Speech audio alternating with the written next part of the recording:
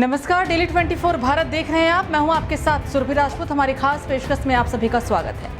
हर साल केंद्रीय बजट या आम बजट पेश किया जाता है। बजट में केंद्र सरकार के आय व्यय का लेखा जोखा लिखा होता है।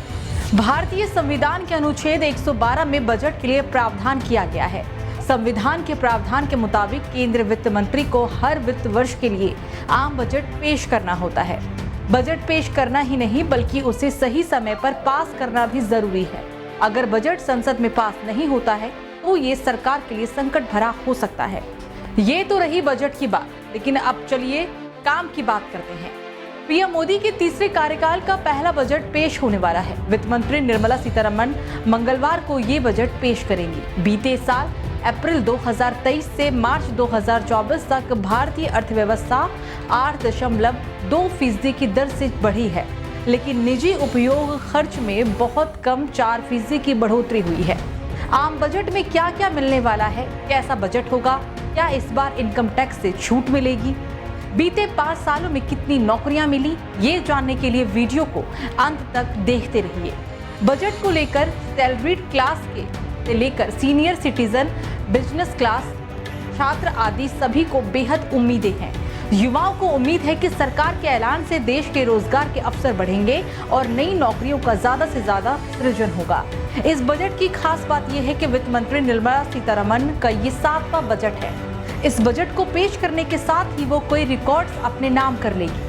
हम आपको अब आजादी के बाद से लेकर अब तक आम बजट से जुड़ी कुछ रोचक बातों के बारे में जानकारी दे रही हैं। वित्त मंत्री निर्मला सीतारमण पहली ऐसे वित्त मंत्री बनने जा रही हैं जो लगातार 7वीं बार बजट पेश करेगी। इससे पहले ये रिकॉर्ड पूर्व प्रधानमंत्री मोरारजी देसाई के नाम था, जिन्होंने लगातार 6 बार बजट पेश किया था। उन्होंने कुल 10 बजट पेश किए थे। वित्त मंत्री निर्मला सीतारमण ने कुल 6 आम बजट पेश किए हैं, जिसमें 2 अंतरिम बजट और 4 पूर्ण बजट शामिल है। अब वो लगातार 7वां बजट पेश करने वाले वित्त मंत्री बन जाएंगे। इस बार के बजट में केंद्र सरकार डीजल पेट्रोल की बिक्री पर लगाए जाने वाले टैक्स में छूट देकर लोगों को राहत दे सकती है। बताया ये भी जा रहा है कि केंद्र सरकार डीजल पेट्रोल पर जो टैक्स ले रही है वो काफी ज्यादा है।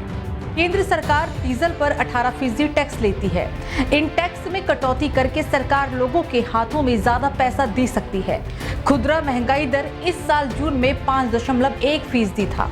इसके अलावा केंद्र सरकार को इनकम टैक्स में कटौती या इनकम टैक्स स्लैब पर विचार करने की भी जरूरत है।